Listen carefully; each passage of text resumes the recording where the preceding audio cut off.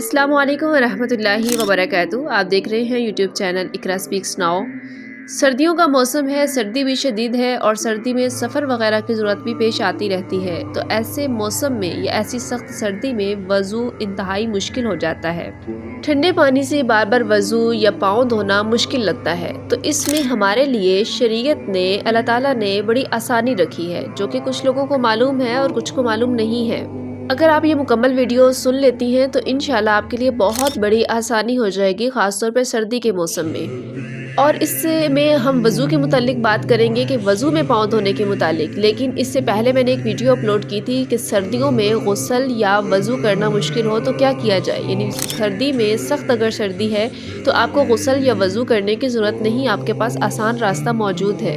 वो वीडियो आपको लास्ट पे एंड स्क्रीन पे मिलेगी, आप वो भी मुकम्मल देखें ताकि आपको सर्दियों के मौसम में गुस्ल और वज़ू में बिल्कुल मुश्किल पेश ना आए। तो चलिए आज की अपनी बात मुकम्मल करते हैं। वज़ू में पाँव धोना, इसके लिए अल्लाह ताला ने बहुत बड़ी रुख्सत रखी है, जिसको हम जुराबों पर या मोज़ों पर मसा कहते हैं, यानी मसा करना। जिस तरह वज़ू में हम सर पर मसा करते हैं, इसी तरह सर्दियों में पाँव के ऊपर जुराबें अगर आपने पहनी है, मोज़े पहन रखे हैं, जूते बंद आपने पहन रखे हैं, जैसे जॉगर्स वगैरह या इस तरह के बंद जूते पहने हैं जो कि आपको उतारना मुश्किल है, आप उनके ऊपर से मसा कर सकते हैं। लेकिन उसकी कुछ शराइत हैं।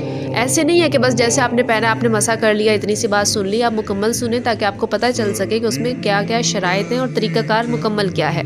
सबसे पहले तो हम जानते हैं कि क्या ये जायज़ है अहादीस मुबारका की रोशनी में, नबी करीम सल्लल्लाहु अलैहि वसल्लम ने खुद किया या नहीं। सुनन नबी दाऊद की हदीस है, हदीस नंबर 146 यानी 146। हज़रत थौबान रज़ी अल्लाह अन्हो बयान करते हैं कि रसूलुल्लाह सल्लल्लाहु अलैहि वसल्लम ने एक लश्कर को भेजा जिसे दौरान सफ़र शदीद सर्दी का सामना करना पड़ा।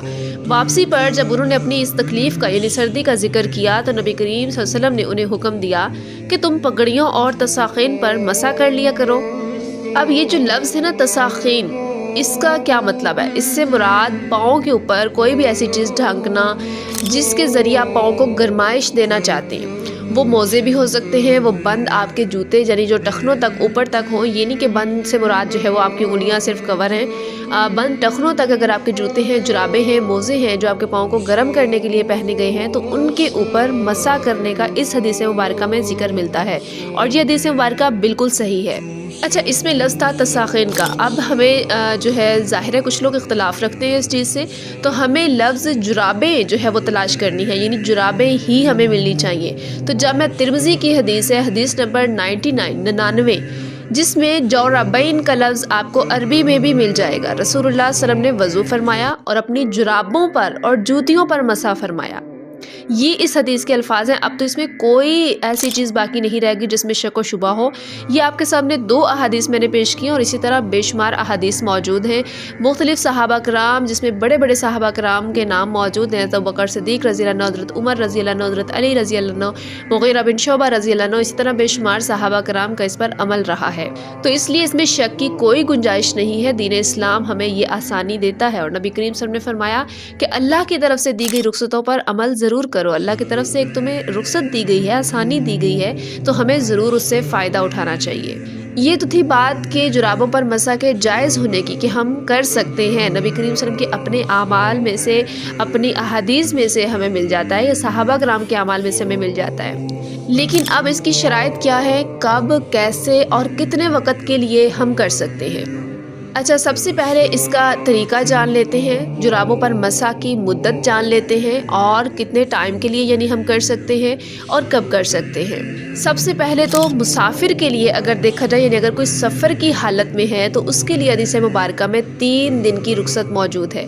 यानी मुसाफिर आदमी 3 दिन तक अगर जुराबे या जूते नहीं उतारता तो वो उसके ऊपर बार बार मसा कर सकता है। और मुकीम इंसान के लिए, यानी मुकीम से मुराद जो घर में बैठे हैं या एक ही जगह पर रह रहे हैं, उनके लिए 1 दिन की रुख्सत मौजूद है। यानी बिलफ़र्ज़ आज आपने ज़ोहर टाइम में किया है तो कल की ज़ोहर की नमाज़ तक आप उसके ऊपर हर नमाज के लिए मसा कर सकती हैं।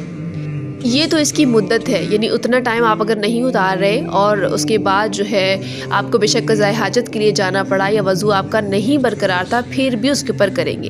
لیکن اب شرط یہ ہے کہ آپ نے وہ جرابیں، وہ موزے یا وہ بند جوتے جو ٹخنوں سمیت اوپر تک تھے، وہ آپ نے وضو کی حالت میں پہنے ہوں۔ یعنی پہلے آپ نے وضو کیا ہوا تھا، وضو میں آپ نے پاؤں دھوئے ہوئے تھے پانی سے، اور پھر اس کے اوپر آپ نے وہ جرابیں، موزے یا پھر جوتے پہن لیے۔